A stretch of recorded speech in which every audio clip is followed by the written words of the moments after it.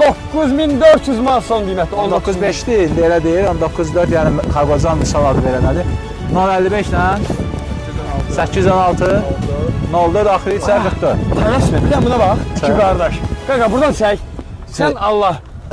Bizim mehribançılığımıza bax. İki qardaş oturdun, yol getdin. Deyil, mən Xaqozanla uzun yol gedirəm. Mən yoldaşlıq edirəm Xaqozanla, ancaq çomağımı yerə qoymaram. Bax, oturdum belə iki qardaş. Başa düşməm, o nə deməkdir?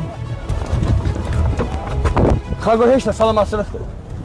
Düzəlmə. Əlaqə bilmirsən, əlaqə bilmirsən, əlaqə. Vermişəm mən aldım. Mən alsam var ha, olma, bura neçsinə quzu qoyub paylamaq olar. Necədir?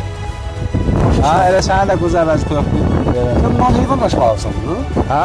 Vapşı da nə olar? Buna bax, şidir bunu alıb. Hə, nə olar ki, tək yardıma xərclənsin. Hə, qoyunu sən. Hə, kəsib doğru paylamaq. Hayır, heyvan daşıyasın. Hə, sən daşıyırsan.